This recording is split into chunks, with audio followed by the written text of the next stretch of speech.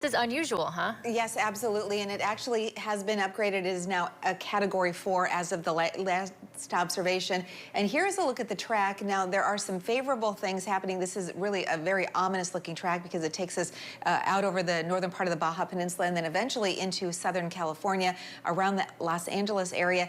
But a couple of things are working in the favor of this system weakening, in that it is going to be entering into an environment where the waters are cooler, and of course, these tropical systems are like giant steam engines, and they get their energy from really warm water temperatures. And as a result, you can see if this was the similar system crossing the Gulf of Mexico, things would likely be intensifying just because of how warm the surface water is. So as this system again moves toward the Baja Peninsula and then eventually into California, it will likely be weakening. Nonetheless, some torrential rainfall, and of course these landfalling systems always have severe weather and isolated tornadoes. So torrential rainfall, very strong winds.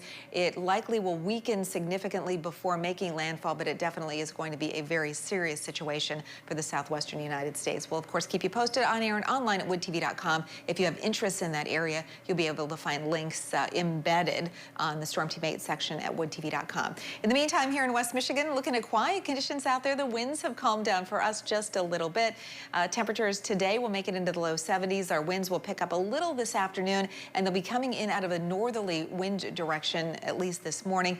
Temperatures in the 50s to start the day. Will end up making it into the low to mid 70s for highs with a good deal of sunshine. Smoky haze returns for tomorrow, and then a much warmer pattern takes us this weekend into the early part of next week. Rain chances are virtually non-existent today, tomorrow, and Sunday. They'll be very low, but not impossible to squeeze out an isolated shower early next week. But overall, the pattern is going to be warm and dry here in our neck of the woods, as high pressure is in control of our weather for today. And as we check out beach conditions, we will see those likely red flags flying this morning as the beach hazard statement stays in effect, and then the yellow flags may be required for the afternoon. So just be careful to check the colors of the flags that are flying at the beaches if you are heading lakeside over the next couple of days. And you can definitely see that wonderful weather pattern that will be building through the Great Lakes region right into the majority of next week. So Sarah, how are drivers doing this morning? Yeah, luckily no issues just yet on this early Friday morning. We do, however, have a series of construction projects that will likely impact you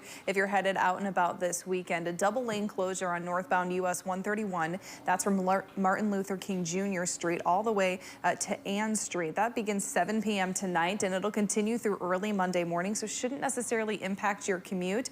There'll be one lane open, but still going to see a serious slowdown there if you're headed that direction. In addition to that, we have that double lane closure southbound in the opposite direction. So again, if you're headed to the lakeshore, likely going to run into some issues here and there. May want to find an alternate route. Again, there will be one lane open in both directions. For now, though, across the Grand Rapids area and really across all of West Michigan, things moving along nicely. Fridays are usually a bit slower for us. We'll keep an eye on things and have another update for you in a few minutes.